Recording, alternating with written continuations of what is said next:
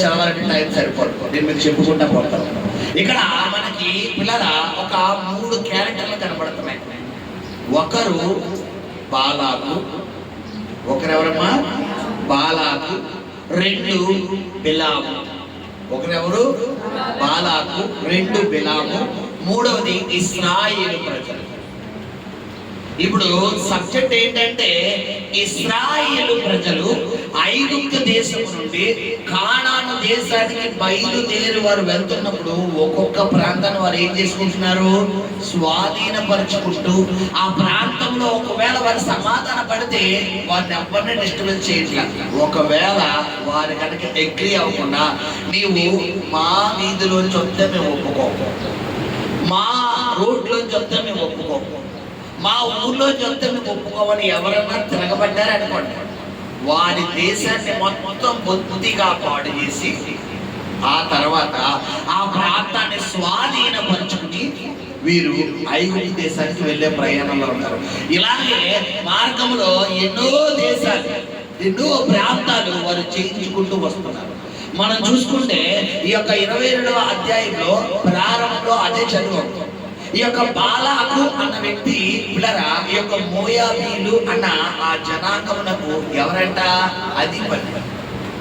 So ఇక్కడ మనం చూసుకుంటే చూడండి పిల్లరా, సిపోరు కుమారుడైన బాలాకు ఇశ్రాయేలీలు అమోరీయులు చేసినదంతయు చూచెను. జనము విస్తారముగా ఉన్నందున మోయాబీయులు వారిని చూచి మిక్కిలి భయపడి. ఏంటంటే పిల్లరా, వీళ్ళు ఎక్కడ అడుగు పెడితే వీరికి విజయం వచ్చేస్తుంది. వీరు అసలు కత్తి తీయడం లేదు, డాలు తీయడం లేదు, వీరు కూడా ఏమీ తీసుకురావట్లేదు, కానీ వీరికి విజయం వస్తుంది. అసలు ఎలా వస్తుంది వీరికి విజయం అని ఈ బాలాకు తలపోకేసుకుంటుంది.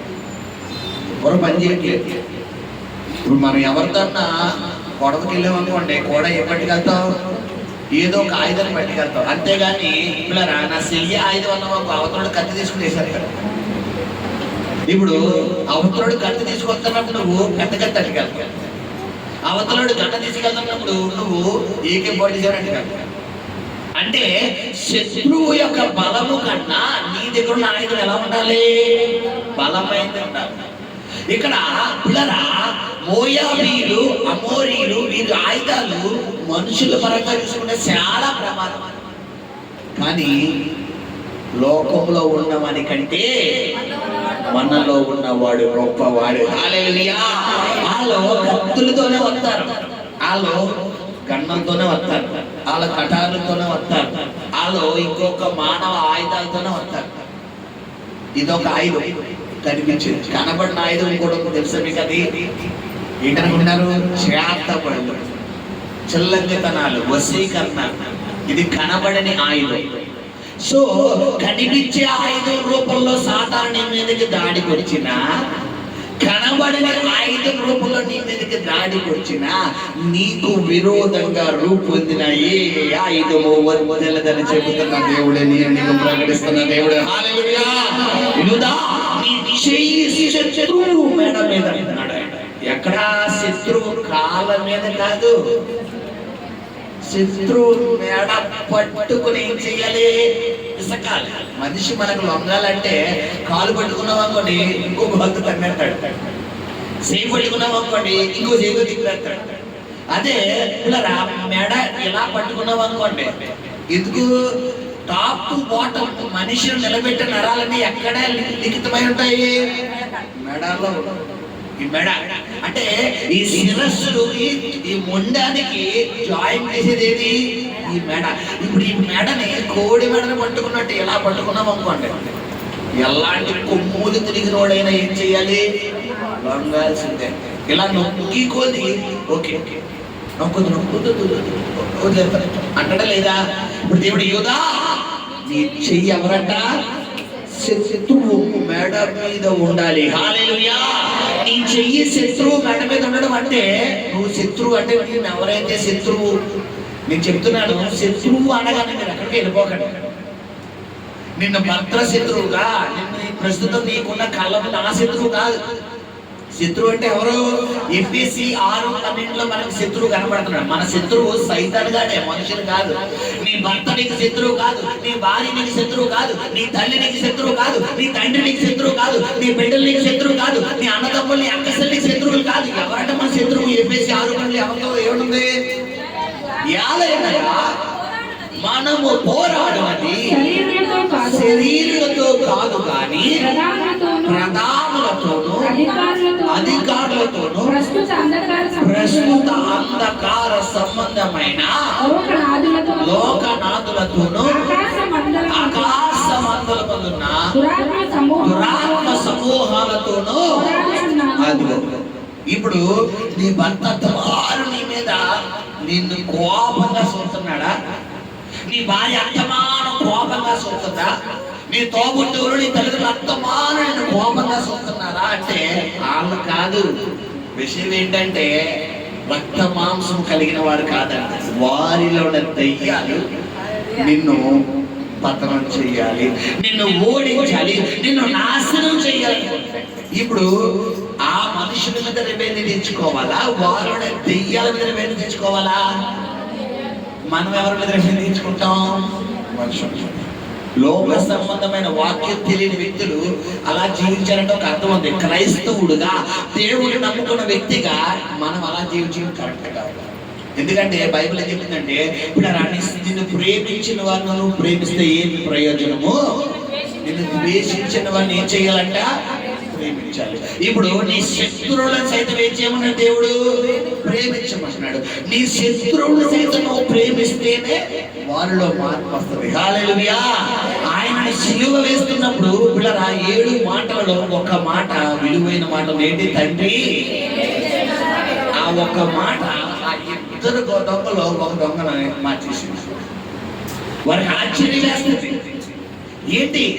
ఈయన్ని 40 కొరడా తమను కొట్టారు, పక్కలో బల్లెముతో పొడుస్తున్నారు, ఆయన తల మీద ముళ్ళ కిరీటం పెట్టారు, 3 వేగులకు వేలాడదీశారు, ఆయన ముఖం మీద ఉప్పు వేశారు, ఆయన చిత్రహింసలు పెట్టి ఆయన అపహాస్యం చేస్తుంటే ఈయన ఒరే అడుగుతున్నావురా, నన్ను అన్యాయంగా శిక్షేస్తున్నావు కదా, నన్ను అన్యాయంగా తిడుతున్నావు కదా, నన్ను అన్యాయంగా నువ్వు దారుణాలు ఏడిపోతా అనుభవిస్తావు, నువ్వు అనుభవిస్తావు, నీ పిల్లలు అనుభవిస్తారు అంటున్నాడా? మనం ఏం చేద్దాం? చెప్పండి, నిజాలు చెప్పండి. శాపాలు వదిలేస్తాం. ఏసై శాపాలు వదిలేస్తున్నాడా? తండ్రి వీరేమి చేయించున్నారో ప్రియ కుమార్తె కుమారుడా, దేవుడు నమ్ముకున్నాడని చెబితే కాదు, ప్రభువా ప్రభువా అని పిలిచేవారు పరలోకం చేరారంటే ఎవరు చేస్తారు? ప్రభు చిత్తం. ఏంటి ప్రభు చిత్తం? వాక్యానుసారమైన జీవితమే ప్రభు చిత్తం. ఇక్కడ గమనించండి పిల్లరా, నీవు పోరాడుతున్నది శరీరులతో కాదండి. ఎవరంట? ఆకాశ మండలమందున్న ఆత్మ అంధకార వాయువుల అధిపతులతో. ఇప్పుడు అది దెయ్యాలతో. ఇప్పుడు వీటితో పోరాడాలంటే నీ దగ్గర పిల్లరా 6 రకాల ఆయుధాలు ఉంటాయి. అంటే ఒక కత్తి, ఒక రివాల్వర్, ఒక గుణపం, ఒక పెద్ద కత్తి, ఒక చిన్న కత్తి. ఇయ్యేనా ఈ ఆయుధం కోసం చెప్తున్నాడా? ఏంటంట 6 రకాల ఆయుధాలు? వాక్యం అనే ఖడ్గము, విశ్వాసం అనే డాలు, రక్షణ అనే శిరస్త్రాణము, సమాధానం అనే చెప్పులు, నీతి అనే మైమరుపు, సత్యం అనే దండి.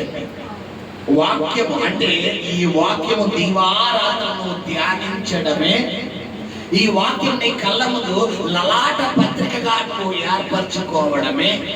ఈ వాక్యము నీ పాదములకు దీపముగా, నీ త్రోవకు వెలుగుగా నువ్వు కలిగి ఉండడమే వాక్యం అనే ఖడ్గమును నువ్వు ధరించడం.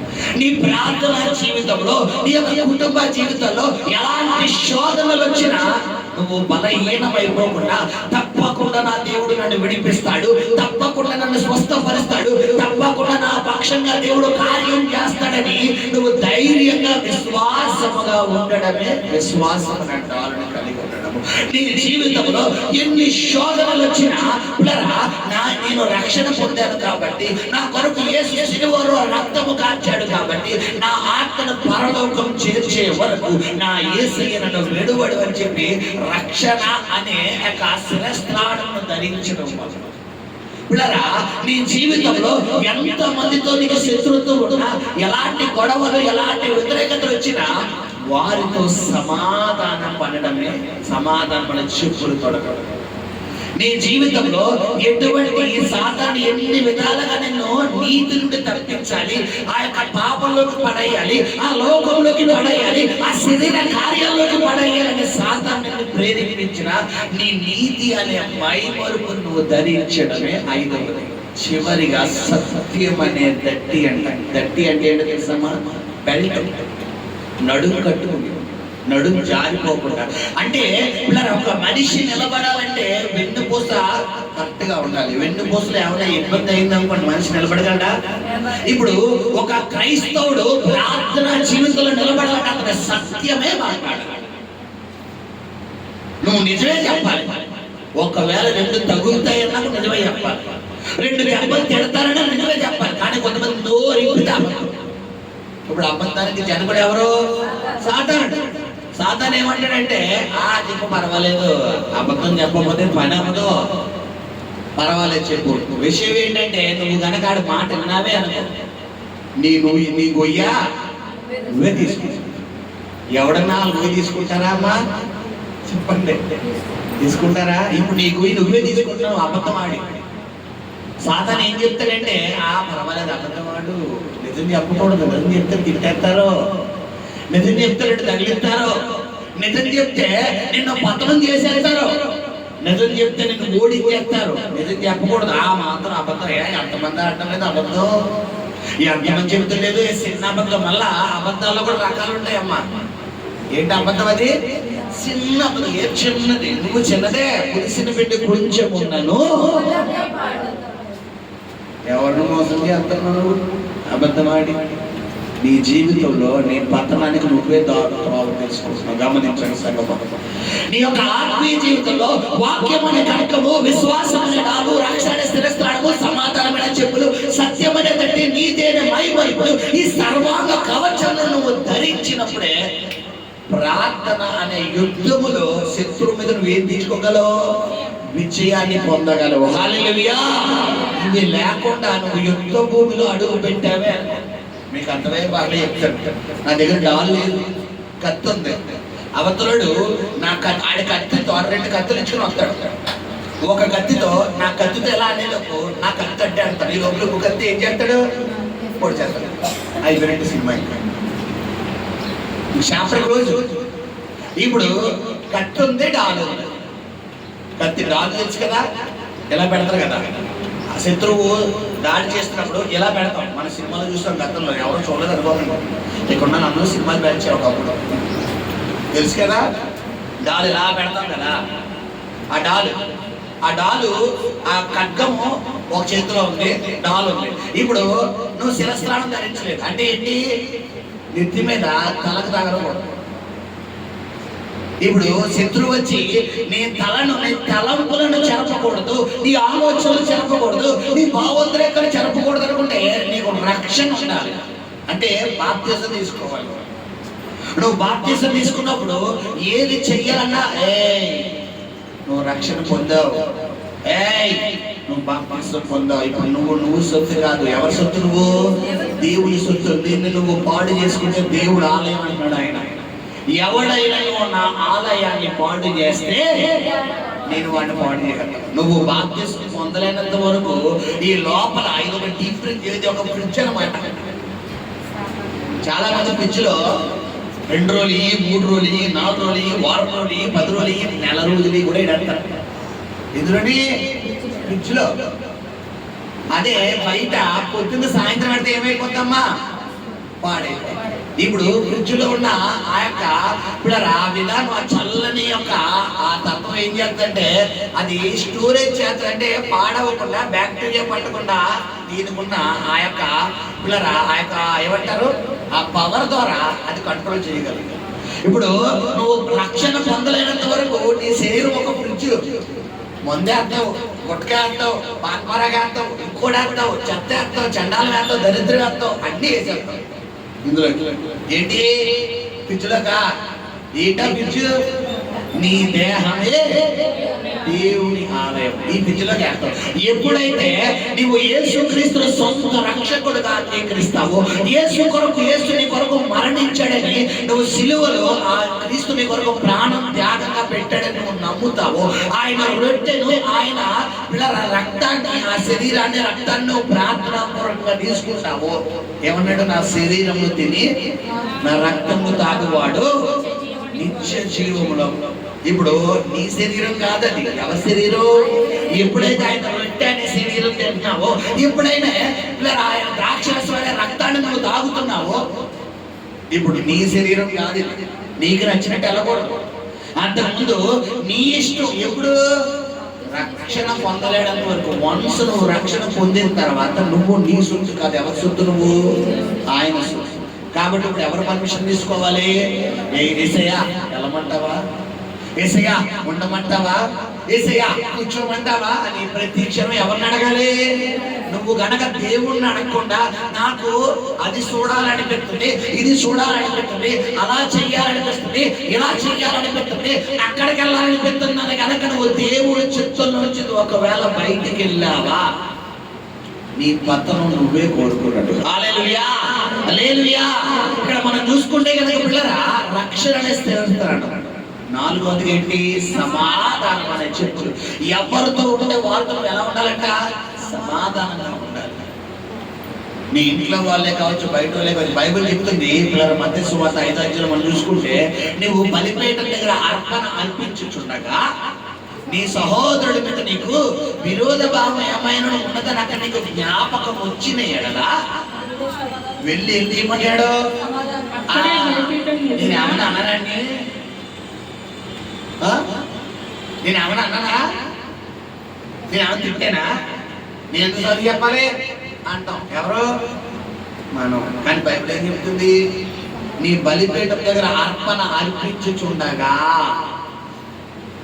నీవు ప్రార్థన చేయుచుండగా నీ సహోదరుడుకి ఏటా మార్చదరన్నా?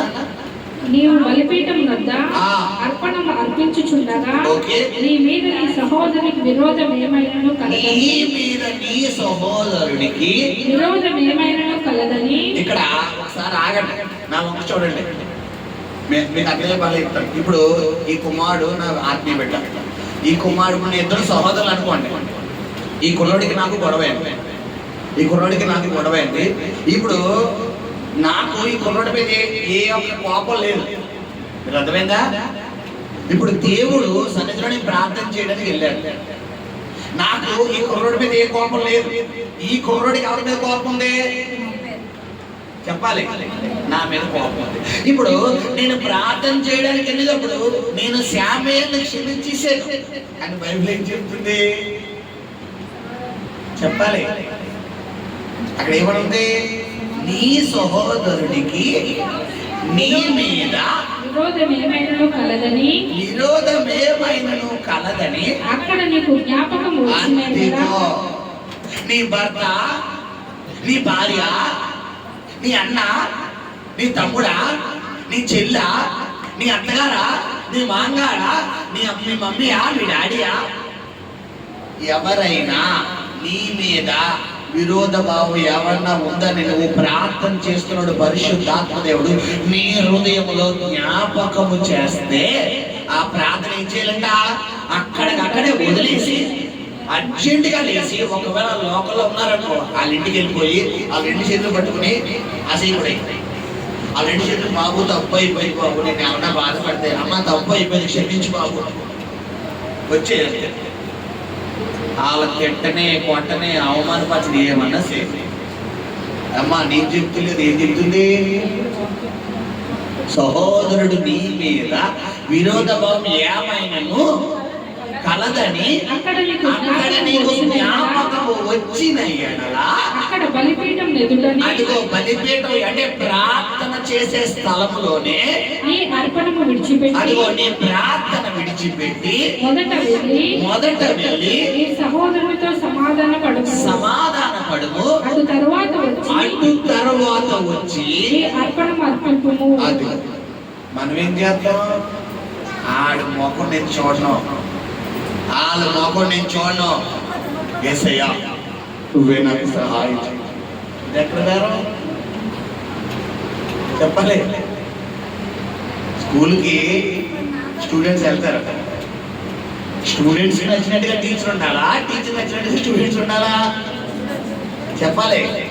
యూనిఫామ్ ఐరన్ చేసి ఉండాలి, ఇస్త్రీ చేసే ఉండాలి, పిల్లరా బెల్ట్ పెట్టాలి, ఇన్షర్ట్ చేసి ఉండాలి, ఐడి కార్డ్ వేయాలి, షూ వేయాలి, సాక్స్ వేయాలి. పిల్లరా పక్కాగా అన్ని క్రాఫ్ట్స్ చక్కగా దువ్వు ఉండాలి. ఆడపిల్ల అయితే 2 జడలు వేయాలి, మగపిల్లడు అయితే కొబ్బరి నట్టాలి, క్రాఫ్ట్ చక్కగా దువ్వాలి. ఇప్పుడు ఇందులో ఏ ఒకటి లేకపోయినా అది 100% అవుతుందా? చెప్పాలి. అవును, అన్ఫిల్, అది ఫుల్ఫిల్ కాదు. ఇప్పుడు దేవుడి దగ్గరకు వస్తున్న నీలో వాక్యానుసారమైన జీవితం ఉంటేనే నీకు కార్యాలు. నువ్వు వాక్యానికి విరోధముగా కనుక ఒకవేళ వెళ్ళతే నీకు కార్యాలు. మాస్టర్ గారు నా తప్పేం లేదండి, నేనేం చేయలేదు, నన్ను ఎందుకంటే క్షమాపణ చెప్పమ్మా. బైబిల్ ఏం చెప్తుందో అదే చెప్తున్నాను నేను. అక్కడ ఏమన్నాడు? నువ్వు తప్పు చేసావంటున్నాడా? మన చదవమ్మా, అమూల్యమైన పదాలు చెప్పాలి. నీ బలిపీఠమునొద్ద అర్పణము అర్పించుచుండగా నీ మీద, నీ భర్త నీ మీద కోపంగా ఉన్నాడా? నీ భార్య నీ మీద కోపంగా ఉన్నారా? నీ తల్లిదండ్రులు నీ మీద కోపంగా ఉన్నారా? నీ అన్నదమ్ములు నీ మీద కోపంగా ఉన్నారా? నీ అత్తింటి వారు, నీ పుట్టింటి వారు, నీ బంధువులు, నీ స్నేహితులు ఒకవేళ నీ మీద, హలో, నీకు వారి మీద అంటలేదు నేను. పాస్టర్ గారు మిమ్మల్ని ప్రేమించిన వారిని ప్రేమిస్తే ఏమి లాభము, మిమ్మల్ని దూషించిన వారిని ప్రేమించమన్నారు. ఓకేనండి, ఈ రోజు నుంచి ప్రేమించేస్తాను. ఓకే, మంచిదే. ఇక్కడ ఏమన్నాడు? నువ్వు ప్రేమిస్తున్నావు కానీ వాళ్ళని ప్రేమిస్తున్నారా? దూషిస్తున్నాడు. బైబిల్ ఏం చెప్తుంది? అది ఇప్పుడు ప్రేమించడం అంటే పదాలతో కాదు, ప్రాక్టికల్ క్రియలేని విశ్వాసము వ్యర్థము మృతము. ఇప్పుడు నువ్వు ప్రార్థనా గదిలో కూర్చొని 1 గంట సేపు నువ్వు ప్రార్థన చేస్తే లాంటి సమాధానం నువ్వు వెళ్ళి సమాధాన పడు. ఒకవేళ వాళ్ళు అని సేదరించుకున్నా, తప్పు చేసావు కదా, నాకు తెలుసు నువ్వు నా కాలు మీద వస్తావని, నువ్వు నా చేతులు పట్టుకుంటావని, తప్పు అయిపోయిందంటే నువ్వు అంటావని నాకు తెలుసు అని వాళ్ళన్నా, వాళ్ళు ఎన్ని చేసినా బైబిల్కి లోపడుతున్నావా? వాళ్ళు ఆశిస్తున్నాను మనం చేస్తున్నావా? అదే దేవుడు ఏం చెప్తున్నాడో మనం చెప్తున్నాం. ఇప్పుడు వన్స్ ఏం చేస్తామంటే ఆ దగ్గరికి వెళ్ళిపోయి, బాబు ఈ చేతులు అనుకోవచ్చు, ఈ కాళ్ళు అనుకో, ఈ చేతులను ఏమనాలి, ఈ కాళ్ళు అనుకో.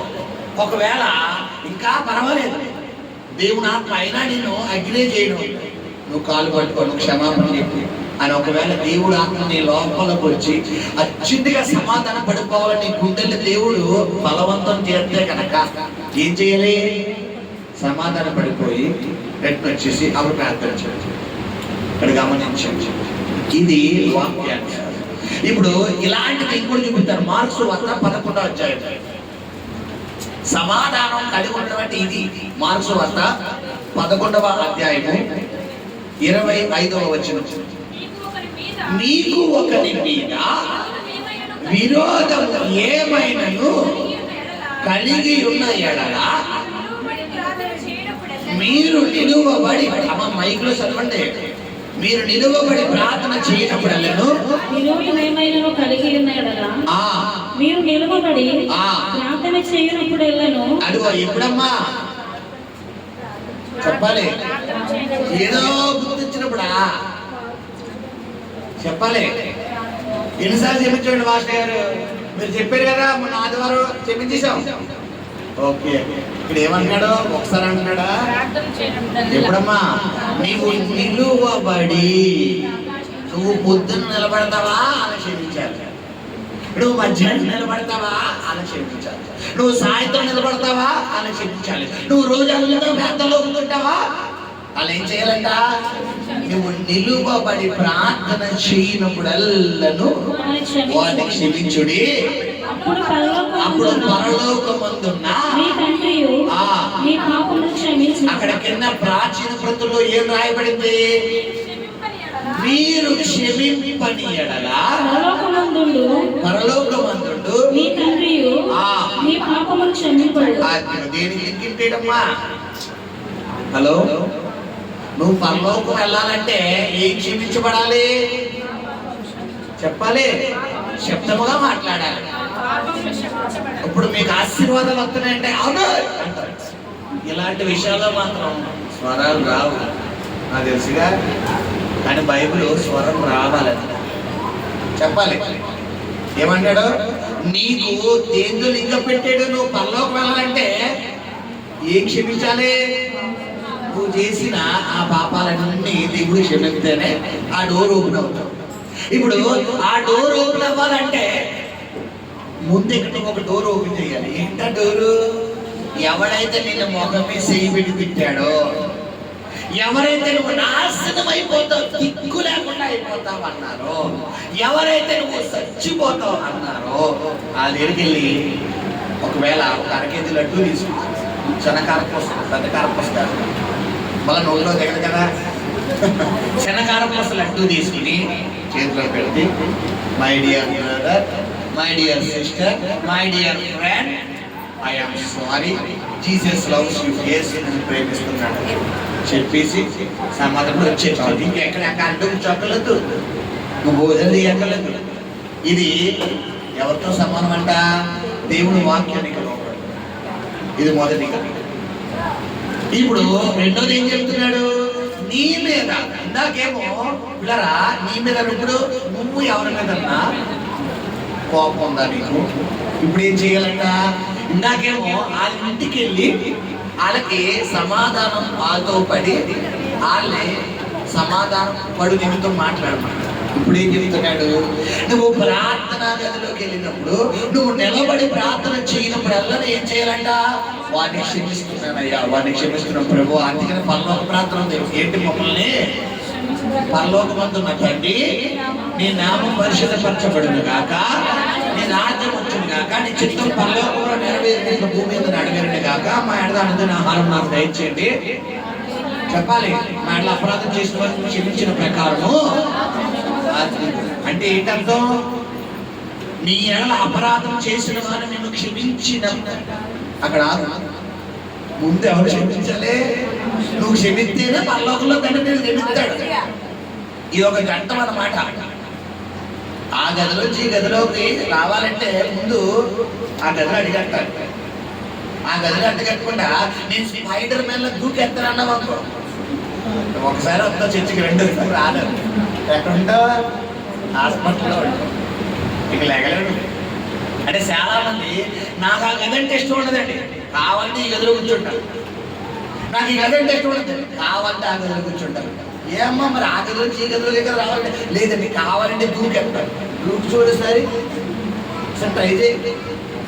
అంటే ఇక్కడ ఏమన్నానంటే నాకు కాళ్ళంటే ఇష్టం ఉండదండి, నాకు ఏళ్ళే ఇష్టం. నాకు వీళ్ళంటే ఎక్కడండి, నాకు కాళ్ళే. మీరు ఎన్ని చెప్పండి మాస్టర్ గారు, నేను ఇలాగే ఉంటాను. ఓకే, పరలోకమందున్న తండ్రి నిన్ను క్షమించి నీ పాపాలు క్షమిస్తేనే నువ్వు పరలోకం వెళ్తావు. నీ పాపాలు క్షమించాలంటే నువ్వే క్షమించాలి. ఎవరైతే నిన్ను, ఇక్కడ విషయం ఏంటంటే వాళ్ళదే తప్పు తెలుసా, నీ తప్పేం లేదు, నీవు వాళ్ళకి చేసిన నష్టమే లేదు. వాళ్ళే నిన్ను నష్టపరిచారు, వాళ్ళే నిన్ను కష్టపెట్టారు, వాళ్ళే నిన్ను బాధ పెట్టారు, నువ్వు వాళ్ళు ఏమన్నారు. కానీ బైబిల్ ఏం చెప్తుంది? సమాధానపడు, సమాధానపడు వారు ధన్యులు, వారి దేవుని రాజ్యమును స్వతంత్రించుకుంటారు. హల్లెలూయా. ఇక్కడ మనం చూసుకుంటే ఈ వాక్యంలోకి వెళ్తే ఇక్కడ ఈ యొక్క మోయాబీయులు ఇశ్రాయేలు ప్రజలకు భయపడుతున్నారంట. భయపడి ఎవరితో సమాధాన పడాలి? ఇశ్రాయేలు ప్రజలతో సమాధాన పడితే ఆ జోలికి వస్తాడా దేవుడు? అసలు చెప్పాలి రాడు. కానీ మనోడు సైడ్ మార్గం ఎంచుకున్నాడు. సైడ్ మార్గం ఏంటో తెలుసా? ఈ బాలాకు అన్న వ్యక్తి మనం చూసుకుంటే ఆయన సంఖ్య కంటే 22, 23, 24, 25 అధ్యాయాలు. ఈ 5 అధ్యాయాలు మనం కనుక లోతుగా క్షుణ్ణంగా ఇంటికి వెళ్ళి మీరు చదవండి. 22, 23, 24, 25 సంఖ్యాకాండం మీకు అర్థమవుతుంది. ఆ అధ్యాయాలను చదివితే టైం లేదు, ఒక 5 నిమిషాలు ప్రసంగం ముగిస్తాను. ఎలా అంటే ఈ 4 అధ్యాయాల్ని కనుక మనం క్షుణ్ణంగా ధ్యానిస్తే శత్రువు దేవుడి బిడ్డల్ని డైరెక్టర్ గా దాడి చేయడం లేదు. ఎలా అవుతుందో తెలుసా? ఇండైరెక్టర్ గా వస్తున్నాడు. మీకు ప్రారంభంలోనే చెప్పాను, శత్రువు మన మీద దాడి చేయడం 2 విధాలుగా దాడి చేస్తాడు. ఒకటి పిల్లరా, మనల్ని డైరెక్టర్ గా దాడి చేస్తాడు. ఒకవేళ డైరెక్టర్ గా మనల్ని దాడి చేసే అవకాశం లేదనుకో, ఇప్పుడు ఇండైరెక్టర్ గా వస్తాడు. ఏంటో తెలుసు ఇండైరెక్టర్? చెప్పాను ఇందాక, ఏంటి? చేతబడి. ఈ మధ్యకాలంలో ఇవి కూడా తగలడిపోయింది. ఎదురుకాలం ఉండేయే కాదు ఈ మధ్యకాలంలో. మొన్న మధ్యన యాక్చువల్ మనకు తెలియని వాళ్ళు ఎవరు ఉండరు. జనప్రియ పచ్చళ్ళు తెలుసా మీకు? జనప్రియ పికిల్స్ అన్న వాళ్ళు ఎవరికి తెలియదు ఉంటారు. 10 రూపాయలు పెడితే ఆవకాయ వచ్చేస్తారు, 10 రూపాయలు పెడితే గోంగూర వచ్చేస్తారు. మనం ఇంట్లో ఆయిల్ పచ్చడి అది ఇది మొత్తం అంత ప్రయాస. 1000 రూపాయలు పెడితే కానీ మనకి ఇంత పచ్చడి అవ్వదు. కానీ 10 రూపాయలు పెడితే కొత్త ఆవకాయ వచ్చాడు మనకి జనప్రియ. ఈ జనప్రియ పికిల్స్ వారంట వారి విజయాన్ని ఎదుర్కోవడానికి, వారి విజయాన్ని ఎలాగైనా వారిని ఓడించాలని చెప్పి చాలా మంది చాలా కుట్రలు పడ్డారంట. చాలా మంది వారికి వ్యతిరేకంగా పికిల్స్ ఈ మార్కెట్ ఇదే క్లిక్ అయిపోయినాయి అని ఎలాగైనా వీరిని పతనం చేయాలని వారికి వార్నింగ్ ఇచ్చారంట. వారిని ఓడిద్దాం అనుకున్నారంట. వారికి నెంబర్ 1 తక్కువ రేట్ ఇచ్చి ఇచ్చేసినా కానీ మనం మార్కెట్కి వెళ్ళగానే ఏం తీసుకుంటాం? జనప్రియ పచ్చడి. ఇప్పుడు కొంతమంది ఏం చేశారంటే, ఒక చేతబడి చేసిన వ్యక్తిని పట్టుకుని మాటలను తీసుకొచ్చి ఆ జనప్రియ ఎవరైతే హెడ్ ఉన్నాడో అది చేతబడి చేయించాడు. చేతబడి చేయించి ఎలాగైనా వ్యాపారం పాడైపోవాలి, ఈ వ్యాపారం నాశనం అయిపోవాలి, అలా అయిపోవాలి, ఎలా అయిపోవాలి అని చెప్పి చాలా ప్రయోగాలు చేశారు. రోజు రోజుకి ఆ యొక్క ఎండి ఎవరైతే జనప్రియ పికిల్స్ కి ఎండి ఉన్నాడో ఆ వ్యక్తి ఆరోగ్యం క్షీణించిపోతున్నాడు.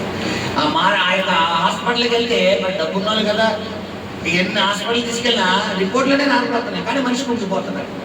ఏమర్థం కాబట్టి ఇప్పుడు ఇలాంటి పరిస్థితుల్లో పిల్లరా మరి ఎవరో ఒక సేవకుడు ఆ వ్యక్తికి దేవుడు చెప్పాడు. చెప్పగానే ప్రార్థన చేయడం మొదలెట్టాడు. పిల్లరా ప్రార్థన చేయించుకున్న వెంటనే ఆ దురాత్మ వ్యక్తిని విడిచిపెట్టి వెళ్ళిపోయింది. హల్లెలూయా, హల్లెలూయా. ఇది సాక్ష్యం, ఇది సాక్ష్యం. మొన్నటి దినాన మనం పిల్లరా సునీత విలియమ్స్ చూసా? ఎవరో ఆకాశ స్పేస్ నుంచి ఏం చేశారు? దాదాపు ఎన్ని నెలలు ఉన్నారు? 9 నెలలు ఆ యొక్క అంతరిక్షంలో చంద్రమండలం మీద ఉన్నారు. 9 నెలలు. వాళ్ళు ఇంకా రారనుకున్నారంట, చనిపోతారు అనుకున్నారంట. కానీ ఆ సునీత విలియమ్స్ తో పాటు ఉన్న వ్యక్తి, మరొక వ్యక్తి చెప్పిన స్టేట్మెంట్ ఏంటో తెలుసా? జీసస్ అలైవ్, దేవుడు సజీవుడు.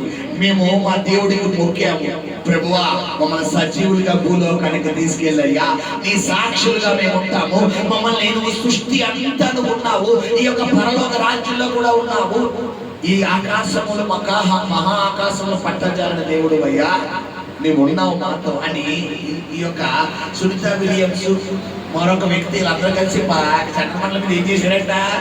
బ్యానర్ చేశారంట. వాళ్ళు కొడుతున్నారు, మీరు యూట్యూబ్లో కొట్టరు కావాలి, చక్కర్లు కొడుతున్నారు నెట్లో.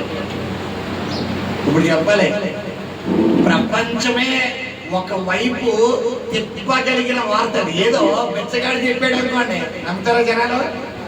ఒక సాధారణమైన వ్యక్తి చెప్పాడు అనుకోండి, నమ్ముతారా? ఇప్పుడు చంద్రమండలానికి వెళ్ళి రాగలిగింది ఎవరో? శాస్త్రవేత్తలే. ఇప్పుడు నమ్మలేని వ్యక్తులు ఎవరు ఉంటారు? ఎవరు? సైంటిస్టులు. వాళ్ళే నమ్మరు. ఇప్పుడు అలాంటి వ్యక్తి నోట్లో ఏమొచ్చింది? జీసస్ అలైవ్, యేసు సజీవుడు, ఆయన మాతో ఉన్నాడు. ఈ రోజు ఇక్కడికి వచ్చామంటే యేసయ్య కృపను బట్టే మేము వచ్చామని చెప్తున్నాడు. హల్లెలూయా. అంటే నీ దేవుని తక్కువగా అంచనా నాకు నిజముగా మొరపెట్టు వారికి నేను సమీపముగా ఉన్నానంటాడు ఆయన. హల్లెలూయా. విషయం ఏంటంటే నువ్వు నిజంగా మొరపెట్టలేదు, అదే మ్యాటర్. అది పాస్టర్ గారు అలా అనేసరికి అంతే చెప్తాను కదా, వాక్యానుసారమైన జీవితం నీలో ఉంటేనే నువ్వు నిజంగా మొరపెట్టడం. నువ్వు వాక్యానికి విరోధమైన జీవితం జీవించినంత కాలం విరోధంగా మొరపెట్టడం. హల్లెలూయా.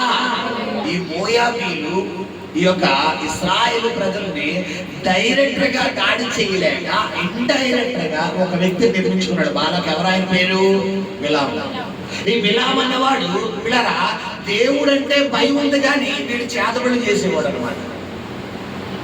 ఈ శాతపడి చేసేవాడిని తీసుకొచ్చి ఆ బాలకి ఏమన్నాడు 22 మనం చూసుకుంటే అక్కడ ఒక మాట అంటున్నాడు, నీవు ఎవరిని దీవిస్తే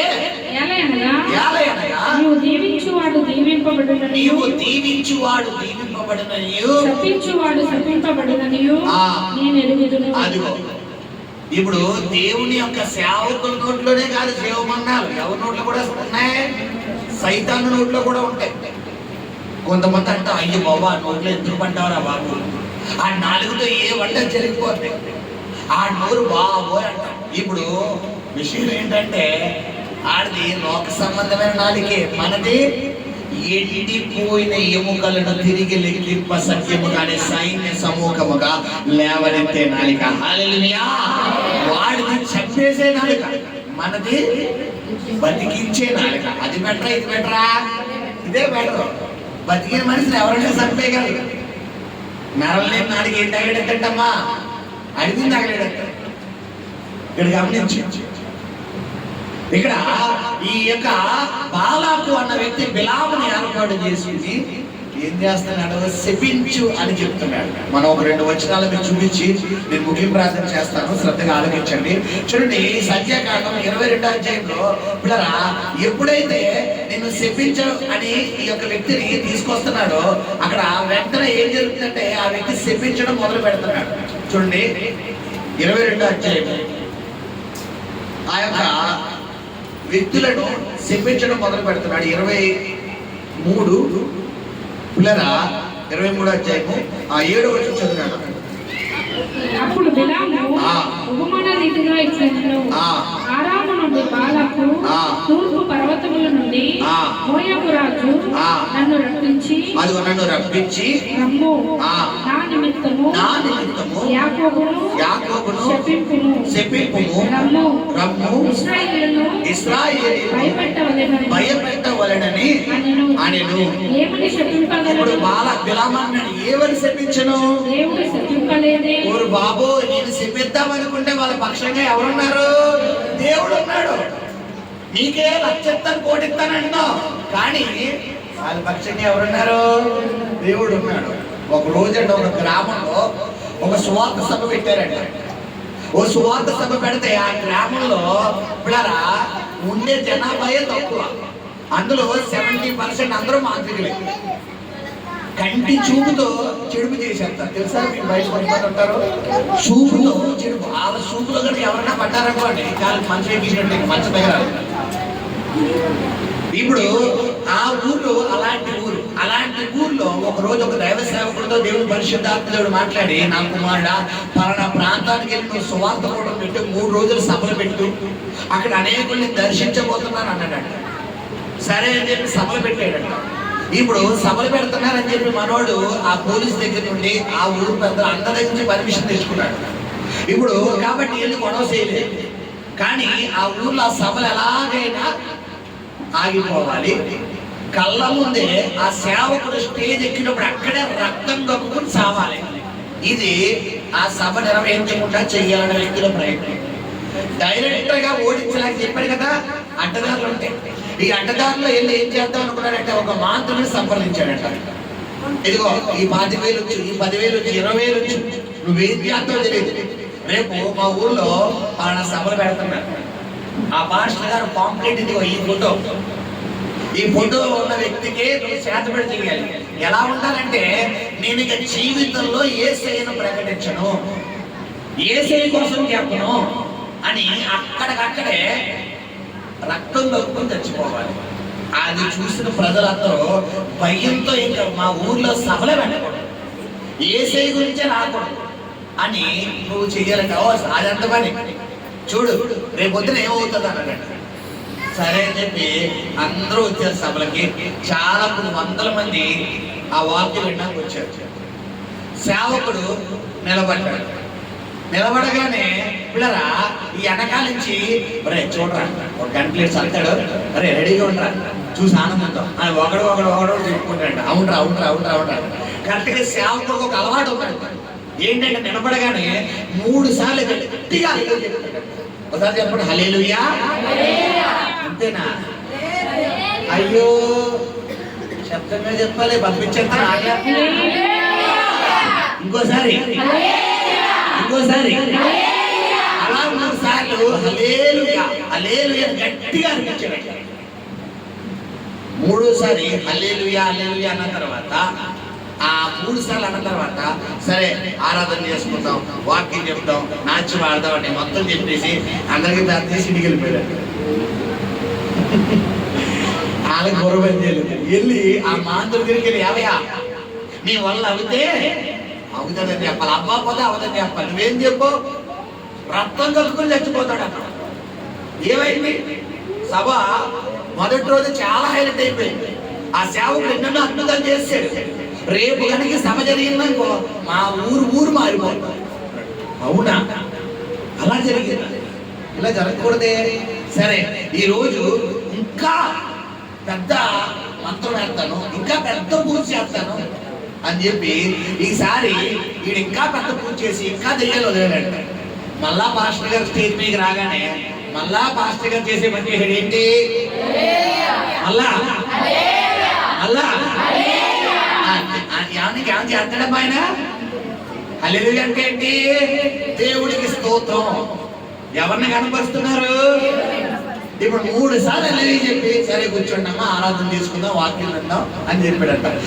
మొదటి రోజు కంటే రెండో రోజు ఇంకా అద్భుతాలు జరిగిపోయాయి, ఇంకా అద్భుతాలు. ఆడు ఒరే వస్తుందిరా అంటే ఒరే వాక్యం చెప్పేటప్పుడు వస్తుందిలా ఉందా, ఆరాధన అయ్యేటప్పుడు వస్తుందిలా ఉందా, ఉండరా లాస్ట్ దాకా ఉండరా అని చెప్పి రెండో రోజు కూడా వీళ్ళు కూడా సభలో వాక్యం విన్నారు. రెండో రోజు ఇంకా గ్రాండ్గా జరిగింది. ఈసారి కనుక ఏమొచ్చేస్తే కోపం కట్ల తెచ్చుకుని వచ్చాను. ఎలాగైనా ఆ మాంత్రుడు మనల్ని మోసం చేశాడు. ఆడ కాళ్ళ కొట్టుకుని అన్ని ఎలాగైనా ఇచ్చేయాలని ఆ దగ్గరికి వెళ్ళి ఎలా కాళ్ళ కొట్టుకుని నువ్వు మాకు ఇది అన్నాడు. ఈసారి నాకు డబ్బులు ఇవ్వదు. ఈసారి కనుక ఆ వ్యక్తి కనుక అక్కడ చావకపోతే నేను ఈ మాంత్రిక విద్యను వదిలేస్తాను అన్నాడు. చూడండి అని చెప్పి ఈ వ్యక్తికి రూపాయి కూడా డబ్బులు తీసుకోకుండా నేను మీరు వచ్చే వరకు నేను పూజలు నేర్పించుకుంటాను, మీరు ఈసారి గ్యారంటీ నాకు వాస్తు తీసుకొస్తారన్నాడంటే ఎంత పక్కనే చెప్తున్నాడంటే ఏదో ఈసారి 3ఓసారి పని అవుతుంది అన్నారా వెళ్దాం అని ఈసారి ధైర్యంగా మళ్ళా వచ్చారు. 3 రోజులు అయ్యారు స్టేజ్ చెప్పాలి చెప్పాలి చెప్పాలి. 3ఓసారి రోగులు స్వస్థత పొందారు, గట్లు కరిగిపోయినాయి, కుంటోలు లేచి పెడుతున్నారు, మోగోలు మాట్లాడుతున్నారు, చెవిటోలు ఎంటున్నారు. పిల్లరా రక్తస్రావ రోగులు స్వస్థత వచ్చారు. భయంకరమైన వ్యాధులు దెయ్యాలు పట్టలు గిలగలా కొట్టేసుకుని విడుదల పొందుకున్నారు. 3వ రోజు అయిపోయిన తర్వాత తండ్రి యొక్క దేవుని యొక్క ప్రేమ, కుమారుడైన యేసుక్రీస్తు యొక్క కృప, పరిశుద్ధాత్మ ఆదరణ అందరికీ వచ్చునుగాక అనగానే వీళ్ళందరూ దీవించబడ్డారు. అక్కడ ప్రయోగం చేసిన ఇద్దరికి ముక్కులు వచ్చి 2 రథం వచ్చారంటే అక్కడ మాంత్రికుడు ముక్కులు వచ్చి రథం 2 వచ్చారు. ఆ సచ్చూరుకున్నాడు. సభ నీటిగా ముగించేసేసి కంప్లీట్ చేసేసరికి వీళ్ళు ఇద్దరు అక్కడ పరిశీలించారు. విషయం ఏంటంటే ఈ సేవకుడు ప్రార్థనా గదిలో కూర్చున్నప్పుడే వాళ్ళ యాత్ర ఎత్తులన్నీ ఎవరికి తెలుసు? సేవకుడికి తెలుసు. అక్కడ ప్రయోగాలు ఉన్నాయని తెలుసు, చేతబడి చేస్తారని తెలుసు, అన్నీ తెలుసు. కాబట్టి సేవకుడు వచ్చి రాగానే వాకింగ్ చెప్పేస్తున్నాడా? ఎవరిని ముందెడుతున్నాడు? అది నీ జీవితంలో ఎవరిని ముందెట్టాలి? దేవుణ్ణి ముందెట్టాలి. అది చేతబడైతే ఏంటి, గాడిదగుడ్డైతే ఏంటి, నీకు వ్యతిరేకంగా నిలబడినా అంటే యెహోషువ నువ్వు బ్రతుకు దినములెట్లుంటా ఏ మనుషుడు నీ ఎదుట నిలబడజాడన్నాడు. హల్లెలూయా. మందసం ఉన్న స్థలానికి దాగోరు వచ్చిందా? దాగోరు ఉన్న స్థలానికి మందసం వెళ్ళిందా? చెప్పండి అమ్మా, చెప్పాలి. 1 సమూయేలు 2వ అధ్యాయంలో ఉంటుంది సబ్జెక్ట్. దాగోరు అంటే ఈ అన్య దేవతల విగ్రహం, మందసం అంటే దేవుని శరీరం. ఈ మందసాన్ని శత్రువులు తీసుకొచ్చి ఎక్కడ పెడతారు? దాగోన్ అనే దేవత గుడిలో పెడతారు. ఈ మందసం వల్ల ఇశ్రాయేలు ప్రజలకు విజయం వచ్చేస్తుంది. ఈ మందసాన్ని తీసుకెళ్లి ఎక్కడ పెడితే అక్కడ విజయం పొందించుకుంటారు. కాబట్టి ఆ మందసమే లేకుండా చేస్తే వీళ్ళు మనం ఓడించచ్చు అని చెప్పి ఈ శత్రువులు ఫిలిష్తీయులు ఏం చేస్తున్నారట? ఈ మందసాన్ని తీసుకెళ్లి ఎక్కడ పెడతారు? ఆ ఫిలిష్తీయుల దేవత అయిన దాగోను గుడిలో పెడతారు. పెట్టేసి తలుపేసేసారు. తెల్లారిసరికి ఏమైపోయింది? దాగోను గోరలా పడిపోయింది. అది కొన్ని వందల సంవత్సరాల నుంచి నిలబడిన దేవత. దాగులు బోర్లో పడిపోగానే వాళ్ళు అనుకున్నారు ఏదో చాలా సంవత్సరాల బట్టి ఉంది కదా, ఒకవేళ నిలబడలేక పడిపోయిందేమో అనుకుని రెండో రోజు మళ్ళా నిలబెట్టి మళ్ళా ప్రతిష్ఠించి మళ్ళా పూజలు చేసి నిలబెట్టి మళ్ళా తెలిపేశారు. రెండోసారి ఏమైంది, ముందు విరిగిపోయింది, అరసేతులు విరిగిపోయింది, హరిపాదాలు విరిగిపోయింది రిక్తురాలిగా. కారణం ఏంటి, ఒరే బాబు నేను పారిపోదామనుకుంటే నన్ను లోపలెట్టి తలుపేసేసాడు అని ఈ దాగోను ఎవరికి చెప్పుకోలేకపోయింది, దాన్ని ఆ పూజించే ఆ వ్యక్తులకు చెప్పుకోలేకపోయింది. ఈ రోజు చెప్తున్నాడు, నీలో ఉన్నవాడు లోకంలో ఉన్నవాడి కంటే గొప్పవాడు. హల్లెలూయా. లోకంలో ఉన్న సాతాను కన్నా నా యేసు గొప్పవాడు. నా యేసు గొప్పవాడు. లోకంలో ఉన్న సాతాను కన్నా నా యేసు గొప్పవాడు. నా యేసు గొప్పవాడు. హల్లెలూయా.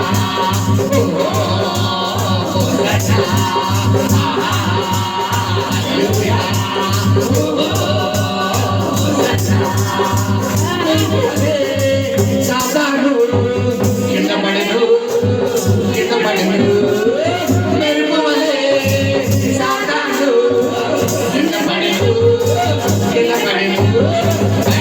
సాతాను ఇంకనూ లేవలేడు.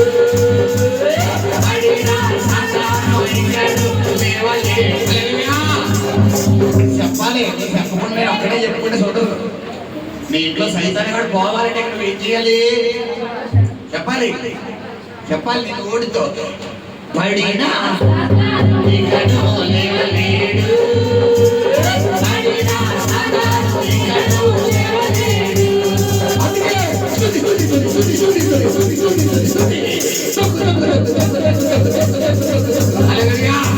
మీ కుడికాలి పని చెప్పండి అమ్మా, సార్ వదిలేస్తాను మిమ్మల్ని.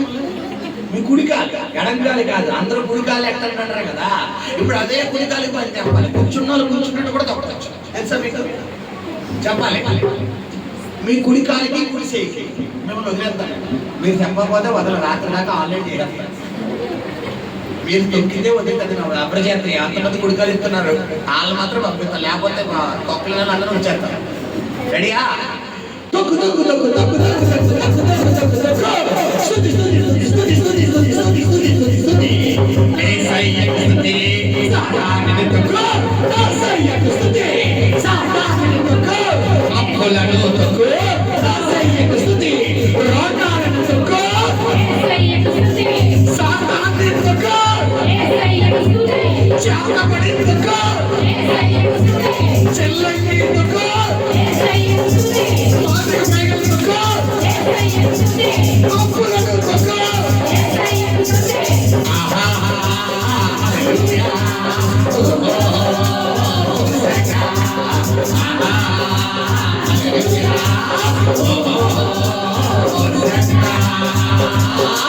హల్లెలూయా. నువ్వు భయపడకూడదు. విరిగి వాడు దేవుని రాజ్యానికి ఇంద్రియ నిగ్రహం కలిగిన ఆత్మని ఇచ్చాను కానీ మీకు. ఎందుకనుకుంటున్నా, నీ పక్షంగా ఉన్నవాడు లోకంలో ఉన్నవాడి కంటే ఆడు బలవంతుడైతే, ఆడు గొలియాత్ అయితే, అమ్మమ్మ అయితే. నీ తండ్రి సాధారణమైనవాడు కాదు. విషయం ఏంటంటే నువ్వు ఆయనకు నిజంగా మొరపెట్టలేదు, అందుకని కదులుతుంది. నిజంగా మొరపెట్టడం అంటే ఏంటి, ఎవరికి భయపడకూడదు, భయపడకూడదు. నీ కళ్ళల్లో ఏం కనపడాలి, ధైర్యం కనపడాలి. ఏమన్నాడు దావీదు 1 సమూయేలు 17లో, ఈ దినమున యెహోవా నీ తలను తెగ నరికి ఇశ్రాయేలు పక్షంగా యెహోవా ఉన్నాడన్న వార్త నేను. అది తల నరికి ముందు చెప్తున్నాడా, నరక ముందు చెప్తున్నాడు డైలాగు? నువ్వు డైలాగ్ ఎప్పుడు వేయాలి, నరికేసి దేవుడిని పెట్టుకుంటే ఎలా ఉంటావు? ఇది కాదు. లేని వాటిని ఎలా చేయాలమ్మా, ఉన్నవాటి. ప్రస్తుతం నీ దగ్గర 5 వేసులు కూడా లేవు, నువ్వు ఎలా పలకాలి? నా గిన్నె నిండా ద్రాక్షరసం పొంగి ప్రవహిస్తుంది, నా గాడుగ నిండా ద్రాక్షరసం పొంగి ప్రవహిస్తుంది. నా తొట్టెలో పిండి తక్కువ అవ్వలేదు, నా గుండెలో నూనె అయిపోవలేదు. నేను తినగా 10 మందికి నేను పెట్టే సామర్థ్యాన్ని సముద్రుని దేవుడు నాకు ఇచ్చి ఉన్నాడు. నువ్వు పలక, నువ్వు పలికితేనే బండల సైతం ఏమైపోతాయి, బద్దలైపోతాయి. నువ్వు పలకకుండా దాని దగ్గరికి వెళ్ళి తల కొట్టుకున్నావు అనుకో, బండ కాదు కదా, కంకర్రాయి తెలుసా? కంకర్రాయి ఇల్లు కట్టేటప్పుడు వేస్తాం కదా కాంక్రీట్, అది కూడా బద్దలవుతాం. బండను బద్దలు కొట్టే విశ్వాసం కావాలా? కంకర్రాయి కూడా బద్దలవ్వలేని విశ్వాసం కావాలా? అంటే అప్పుడు ఎలా ఉండాలి విశ్వాసం చెప్పాలి. లోకంలో సాధారణం నా యేసు గొప్పవాడు, నా యేసు గొప్పవాడు. లోకంలో సాధారణం నా యేసు గొప్పవాడు. హల్లెలూయా, హల్లెలూయా, హల్లెలూయా.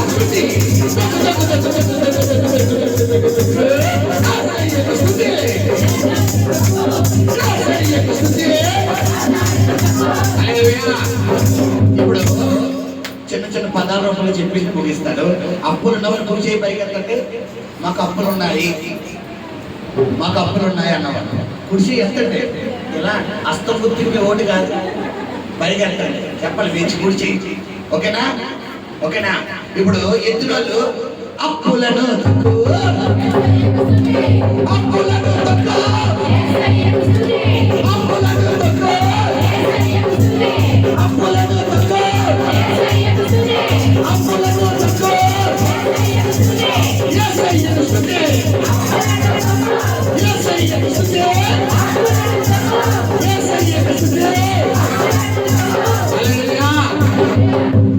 దరిద్రం అంతా మొత్తం మూట కట్టుకుని పోయింది. ఇప్పుడు మాకు ఇంట్లో రోగస్తులు, మా ఒంట్లో రోగం, మా ఇంట్లో రోగం, బలహీనత ఉన్నవారు కుడి చేయి పైగా, కుడి చేయి ఎత్తాలి, కుడి చేయి పైగా ఎత్తాలి. ఇప్పుడే స్వస్థత వచ్చేది స్పాట్ లో. నువ్వు మత 21 నువ్వు ప్రార్థన చేయని వేటినైతే అడుగుతున్నావో అవి దొరికినవని నమ్మి ప్రార్థించడం మీకు అనుగ్రహం. ఇప్పుడు నేను నమ్ముతున్నా, మీ విశ్వాసం కాదు నా విశ్వాసం చెప్తున్నా. ఇప్పుడే మీ పక్షంగా దేవుడు బయలుదేరుతున్నాడు. నీకు ఎక్కడైతే ధనం ఆగిపోతే అక్కడ ధనం రాబోతుంది. నీ పక్షంగా దేవుడు బయలుదేరుతున్నాడు. వచ్చే ఆదివారం నువ్వు సాక్షి చెప్పబోతున్నా, ఇది జరుగుతుంది. ఇప్పుడే నీ అనారోగ్యం దేవుడు స్వస్థపరచబోతున్నాడు. ఆయన హస్తం తాగబోతుంది, అద్భుతం జరగబోతుంది. వచ్చే ఆదివారం నువ్వు సాక్షి చెప్తావు. రెడీయా? కుడి చేయి పై చెప్తారు. ఎవరైతే అనారోగ్యం ఉన్నారో వాళ్ళు మాత్రం అనారోగ్యం. రెడీయా? రోగాన్ని తగ్గు, రోగాన్ని తగ్గు, రోగాన్ని తగ్గు.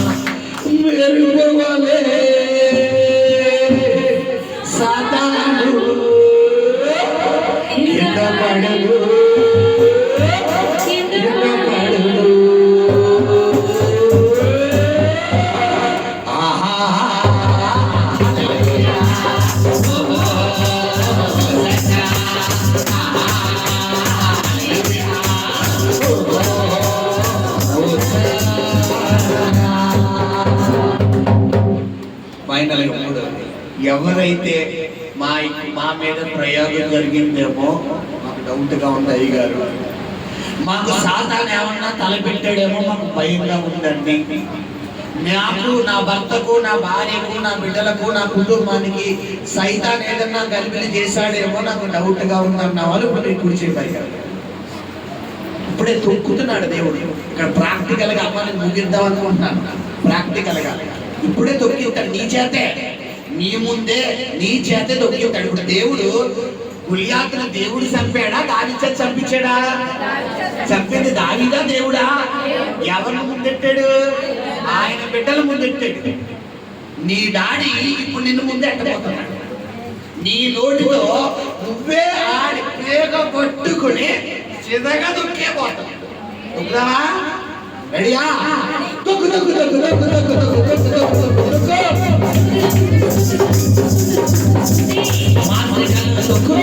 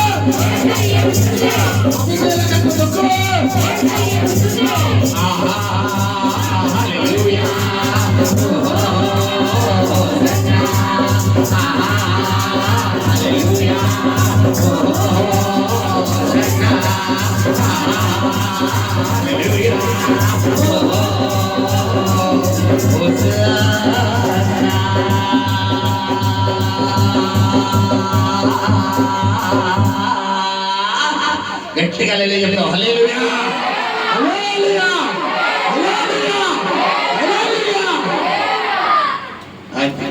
ఇప్పుడు చెప్పాలి, నీ దేవుడు గొప్పడా ఆడు గొప్పడా? మరి ఎందుకు భయపడుతున్నావు? చెప్పాలి. ప్రభు చెప్తున్నాడు నీతో పాటు ఆయన రాబోతున్నాడు. నీ వ్యాపారానికి రాబోతున్నాడు, నీ ఉద్యోగానికి రాబోతున్నాడు, నీ ఇంట్లోకి రాబోతున్నాడు, నీ జీవితంలోకి రాబోతున్నాడు.